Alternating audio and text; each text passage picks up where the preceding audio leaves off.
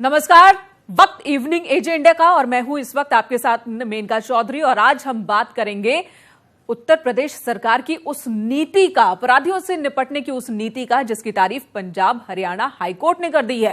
ठोकीदार, यही वो शब्द है जिसका इस्तेमाल पूर्व मुख्यमंत्री और समाजवादी पार्टी के अध्यक्ष अखिलेश यादव मौजूदा मुख्यमंत्री योगी आदित्यनाथ के लिए कर रहे हैं और अपराधियों के खिलाफ जो ऑपरेशन क्लीन की उनकी नीति है उसे ठोको नीति बता रहे हैं और अपने हर मंच से बीजेपी पर हमला कर रहे हैं। लेकिन अब इस नीति को लेकर पंजाब हरियाणा हाईकोर्ट ने जो टिप्पणी की है उसके बाद समाजवादी पार्टी का, गठबंधन का, विपक्ष का यह हथियार जो है उल्टा हो चला है। अब बीजेपी हमलावर है।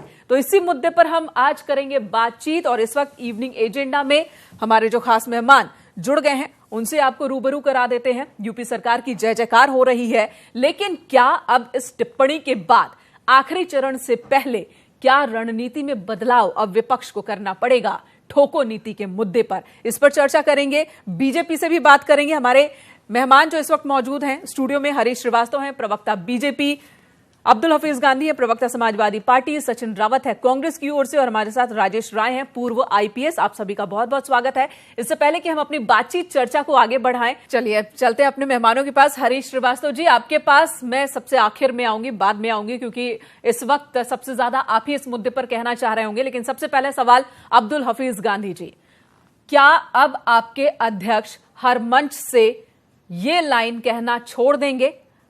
उत्तर प्रदेश में बाबा मुख्यमंत्री की नीति है ठोको नीति और उन्होंने पुलिस को खुली छूट दी, पुलिस ने आम लोगों को ठोक दिया और आम लोगों को मौका मिलता है तो पुलिस को ठोक देते हैं। क्या यह सेंटेंस अब डिलीट हो जाएगा आपके स्क्रिप्ट से, भाषण से? मेनका जी, मुझे लगता है कि हमारे मीडिया के मित्रों को भी थोड़ा रिसर्च करनी चाहिए और ये देखना चाहिए कि पंजाब एंड हरियाणा हाईकोर्ट ने क्या कहा है।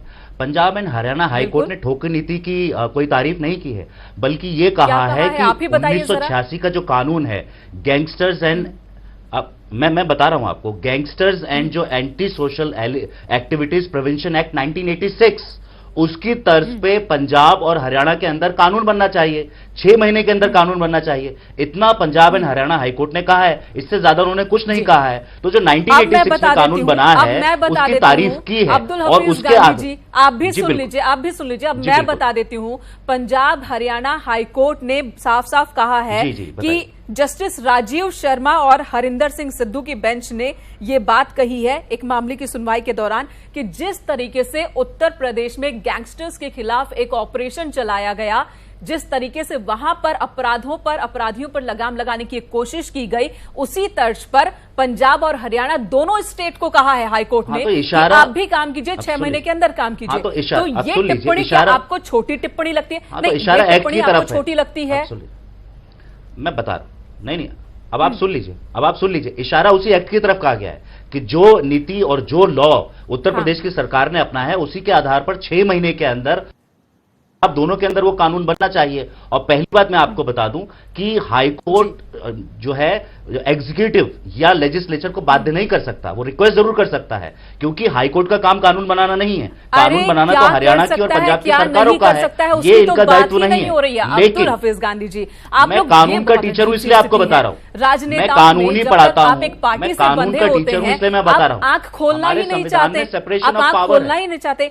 एक हाईकोर्ट अगर आपकी प्रदेश की सरकार की किसी नीति की तारीफ करे तो आप मानते क्यों नहीं है? ठीक है, पॉलिटिकल इंटरेस्ट अलग है। बता रहा हूं मैं आपको कि हमारे संविधान के अंदर सेपरेशन ऑफ पावर है, जुडिशरी के अलग पावर हैं, उनका काम है कि आप जो है कानून को देखकर फैसला दीजिए। कानून बनाना किसी और क्या का काम है। आपको मेरे सवाल का जवाब देने में असहजता हो रही है?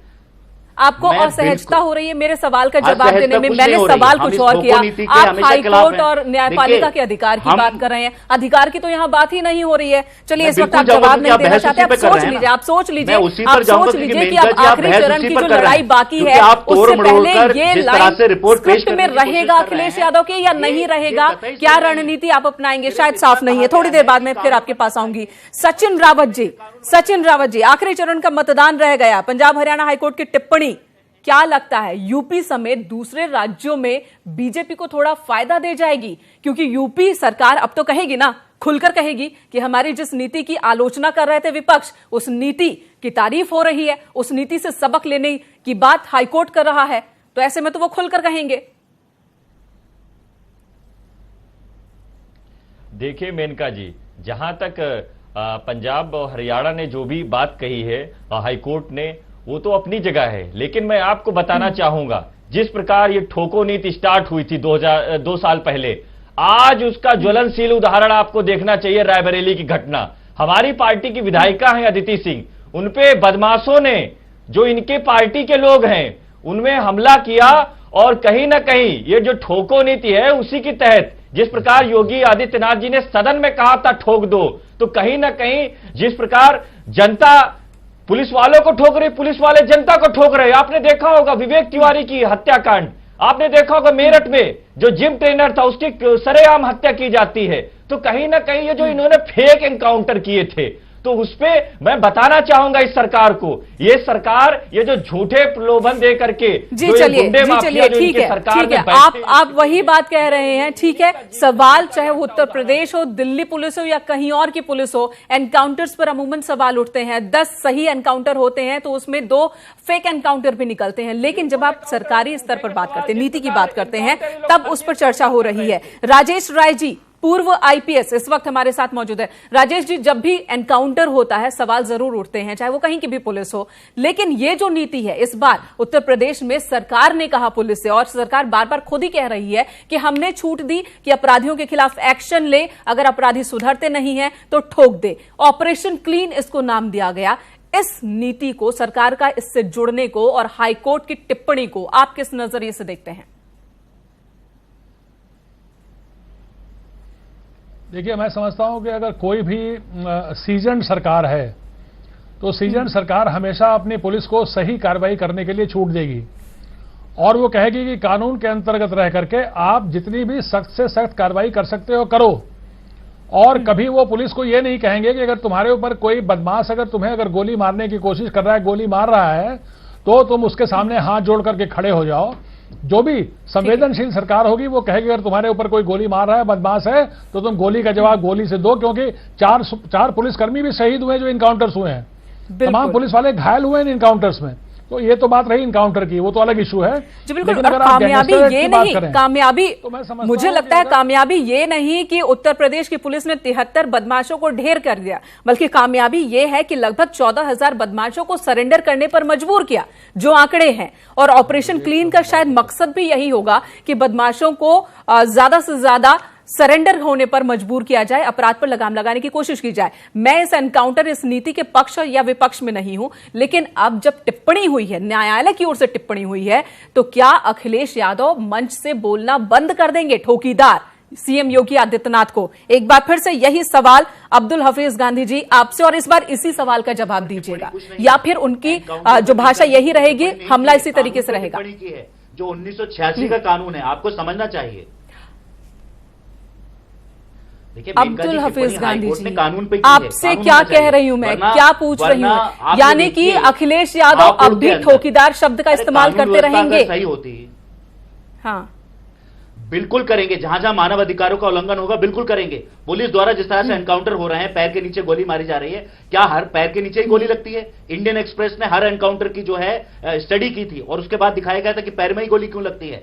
हम मानते हैं एनकाउंटर वो होता है जब पुलिस के सामने अचानक गुंडा आ जाए, गोली चले तो दोनों तरफ से गोली चले, हम सपोर्ट करेंगे। लेकिन अगर ठोकों के लिए गोली चलेगी और 8 साल के बच्चे के खिलाफ अलीगढ़ में मीडिया को बुलाकर एनकाउंटर किया गया, ये कौन सी एनकाउंटर की परिभाषा है? अच्छा चलिए, यानी कि अखिलेश यादव, यानी कि समाजवादी पार्टी अपने मंच पर ये शब्द का इस्तेमाल करते रहेंगे, बाबा मुख्यमंत्री के लिए ठोको नीति, बाबा मुख्यमंत्री और ठोको नीति, इस अधिकारों का उल्लंघन होगा। और नहीं, जब की बात नहीं हो रही है गांधी, अब्दुल हफीज गांधी जी, जब की बात नहीं हो रही है, अब्दुल साहब, जब की बात नहीं हो रही है, चुनाव से पहले की बात हो रही है। रिपोर्ट नहीं लिखी जाती है। आज महिलाएं अपने आप को जला लेती हैं। आज हापुड़ के अंदर चलिए, अब आप सभी का वक्त खत्म हो गया है, बीजेपी के पास चलते हैं। हरीश श्रीवास्तव जी, आपके लिए तो सबसे अच्छा दिन आज का कह सकते हैं। जिस नीति की आलोचना विपक्ष लगातार कर रहा था, उसी नीति की तारीफ होती है। हम सबको शर्मनाक स्थिति है हमारे लिए कि एक महिला ये कहे कि मैंने अपने आप हरीश जी, कम से कम अब मेरे साथ रेप नहीं मेनका जी देखिए, किसी भी कोई भी सरकार हो, उसके लिए और उस प्रदेश की जनता के लिए उस सरकार के एजेंडे में सबसे प्राथमिक होता है उस प्रदेश की कानून व्यवस्था।